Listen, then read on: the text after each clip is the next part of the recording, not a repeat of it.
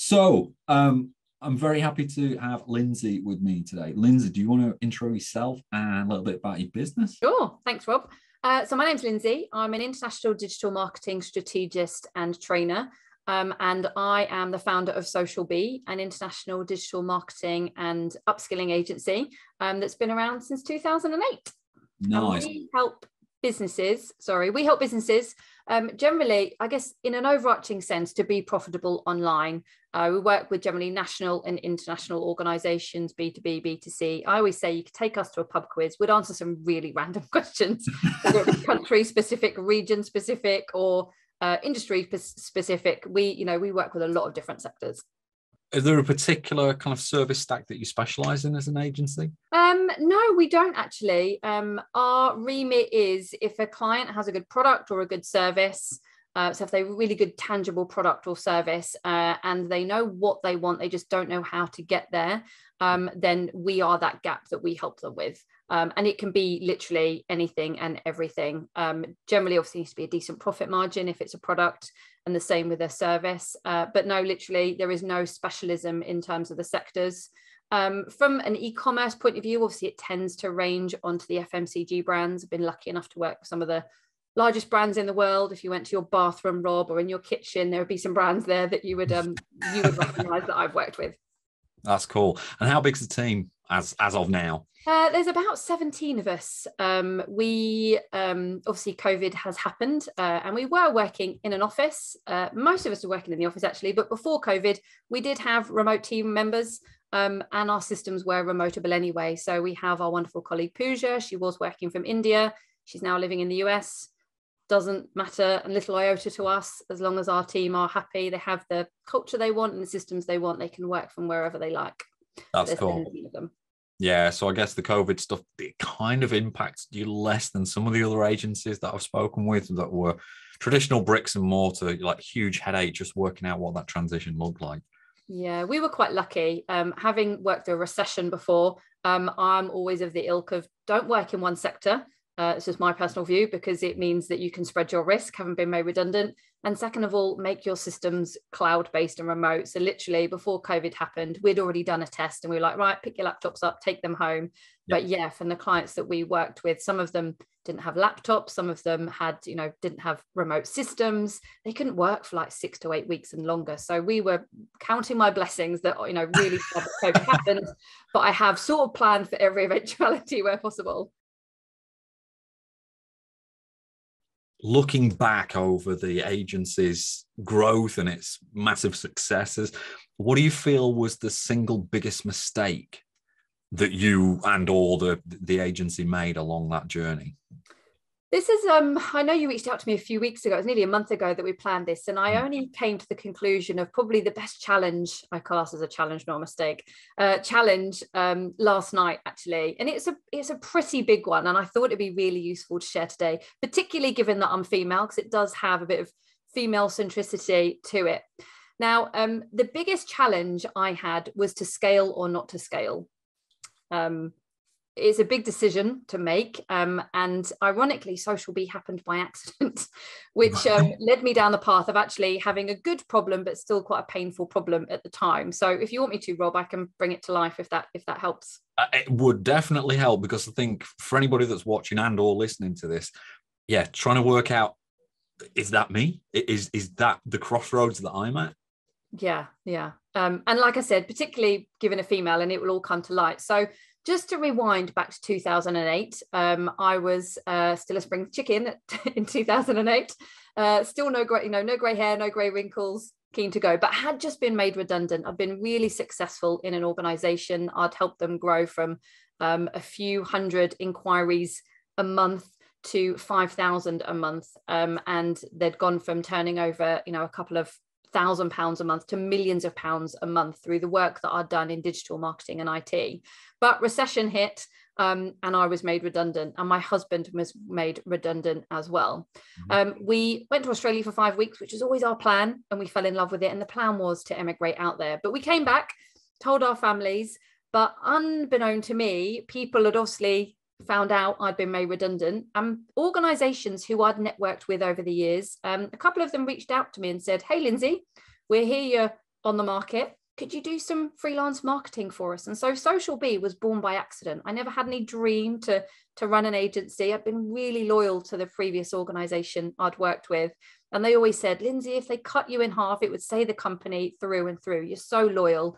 And obviously, you know, I garnered the successes from that. But I was done. Like, I love people, but I didn't enjoy managing them. It wasn't something I wanted to do. And my idea was bum about in Australia for a few years, you know, be in a bar, do some bodyboarding, have some fun scuba diving. But, you know, I'm not one to turn down an opportunity either.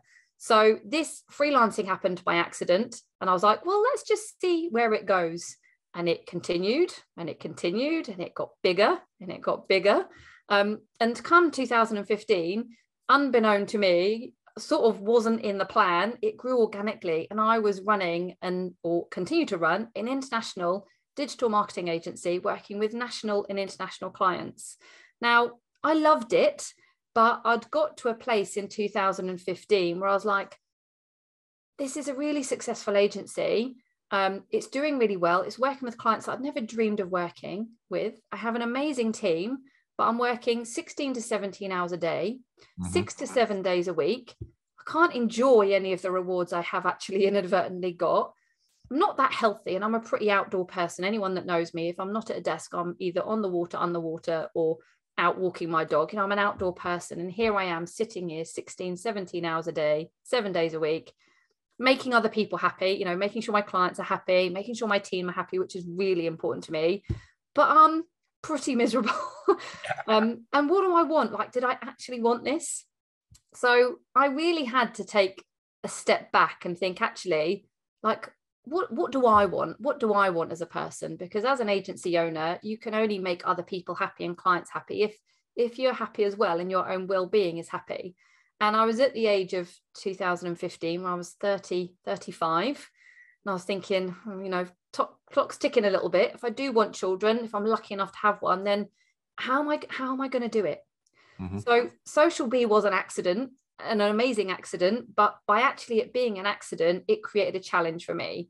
And my tip here would be, if you are setting up an agency, whether it's been by accident or on purpose, my biggest tip here is, what do you want out of it? What's your long-term game? Is it a lifestyle business where, you know, keep it small, work it, and it does mean that, you know, if you're on holiday, you might get the odd call? Or do you want to scale it and have a business that you can step away from and have that opportunity to work, you know, potentially less days a week? You know, let's be honest here, Rob, working in an agency is stressful because clients are always changing their mind.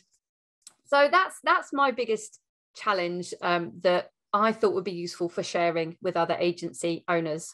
Fast track to 2022. I am very lucky that I now work 3 days a week.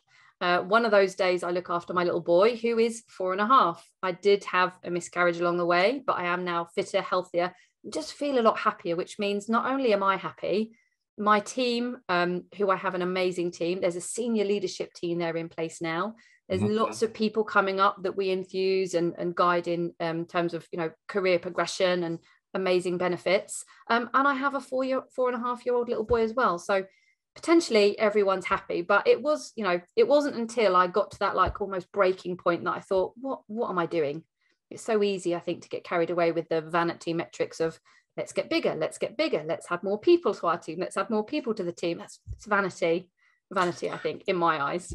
Yeah, I think you're right. And it's interesting what you say as well. And I see this a lot with any business owner, but with agency owners, where it kind of organically grows, but it's like an insidious creep. And suddenly you get to a point, you look back and go, how the hell did I get to this place? Like, it's amazing, but my God, I'm grinding myself like literally to the bone. Why did nobody tell me? Why did I not see this? And it's just that incremental daily, weekly, monthly, you know, just going with the flow rather than necessarily having a plan, or as you say, thinking in advance. And it's a horrible question. You get it a lot in interviews, don't you? Where do you want to be in 5 years' time? Where do you want to be in 3 years' time? And you think, well, I don't bloody know. I don't know where I want to be next month. But having an idea, having that, you know, big OKR, that KPI, that goal, that North Star helps you calibrate. You know, Yeah. when you spend a bit of time on your quarterly reviews or whatever and go, well, are we heading where we want to be, or am I heading where I want to be? What do you think, just out of curiosity, what do you think would have happened if you'd have not seen that and done something about it? I mean, do you think you would have seriously screwed yourself over? Because it sounds like you were very close. Without that amount of hours and that amount of effort and commitment, you know, that it only really goes one way with most people. It does, yeah. I mean, I was conscious of it. You know, anyone will know, well, you can work a decent amount of hours for a short period of time. Like I've done it this morning. I've been up stupid early to talk at an Asian conference. That's fine, in very short spurts of time. And I've done it because I love it. Mm-hmm. But when you feel like you're on this like hamster wheel and you can't get off, I couldn't see a way. And actually it was my health, just looking at a picture of myself and thought, oh my God, like I've put on weight. I'm not fussed by being slim, but I just looked at myself and said, I don't even look healthy. And then as a female, it's thinking, if I want a child, you know, I am an older person, I need to think about that. I don't want to be, if I'm lucky enough to have a child, then have to go straight back to work. I chose to go back to work after 3 months. That was my choice because I love my job. And I think me personally, I have to love what I do to do it. And I would say that to anybody, you've got to love what you do first. And I think I would have fallen out of love with it. I am tremendously loyal to my team. My team will often say, you know, I'm more loyal to them than I am to myself to make sure they're happy. So I probably would have kept going for them. But actually, I think by taking that just stop, and actually I reached out to a business coach, and I think business coaches can be really helpful. You don't need them long term, but just for certain things. And I've used 2 or 3 different business coaches to help me in every stage of the challenge that I have, because I think that external point of view is good. But just having that external person say, you just can't do that. So I reached out to someone who was a business coach, had financial acumen, because I was like, I can't just step away. I can't, I want the team to step up. And they really wanted to step up. They saw it as a huge opportunity. They wanted to help the agency grow. And I was just this, oh my goodness, but if I'm not doing what I should be doing, are they going to feel like I'm doing any less? But it hasn't worked out like that at all. But yeah, I don't know what would happen if I hadn't. I'd have probably, fallen out of love with work and continued to do it, but not delivered my best work and not been, as successful as what we are today. That's an interesting one as well, isn't it? And you and I are kind of from the same physical area in the country, where we're surrounded by amazing countryside and the opportunity to get out and about. When you talk to anybody that's passionate and good at what they do, quite often it's that balance between knowing when to work and knowing when not to work, like that yin and yang of creativity. If you're just constantly grinding at your business, you're not actually, I would argue, you're probably not that productive, and you're certainly not that creative when it comes to problem solving. And having a balance, working out what your personal balance is and where your passions lie, and how you're going to swing the pendulum backwards and forwards between working with clients and actually looking after yourself and your family. It's an incredibly important thing to sit down and work out, where do you want to be. There's an interesting conversation I had with agency owner a few weeks ago. He was going through the process of scaling up, and their dream was to scale to a point that they could be acquired or exit. And it was quite a long-term plan.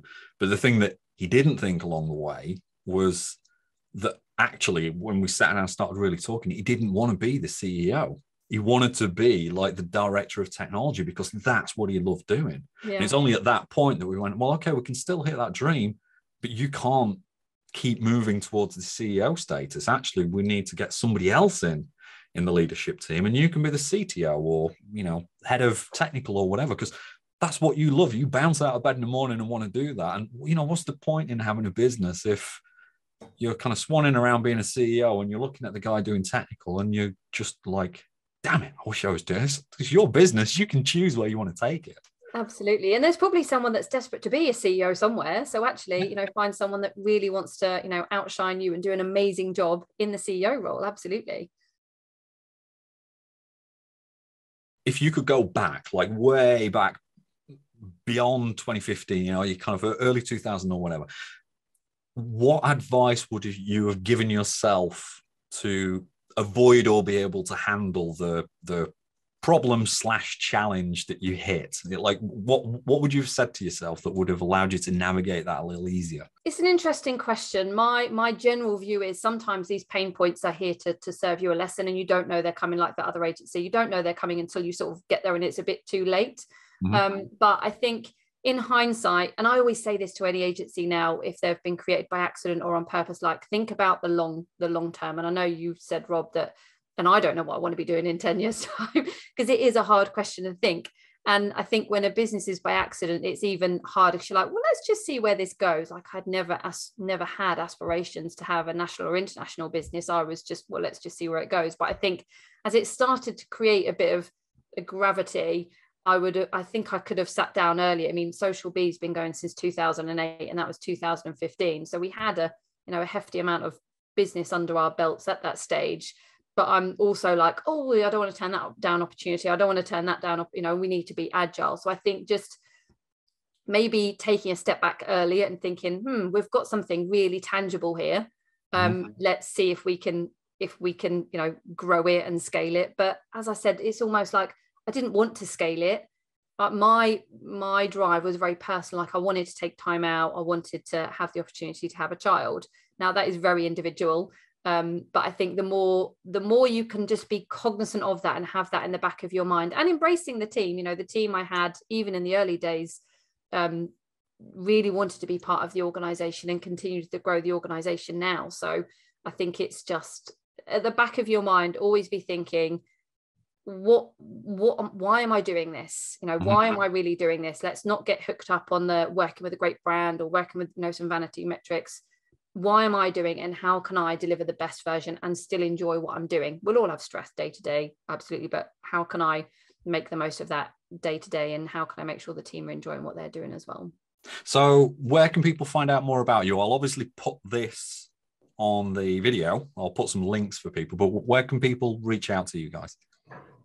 If they want to reach out to me, probably the best place is LinkedIn. Lynsey Sweales is probably the best place. Always happy to have a chat and share my weird and wonderful experience that I've had so far. And always happy to, collaborate with other agencies and share best practices, share pains and stuff like that. That's brilliant. Thanks for your time. Thanks, Rob.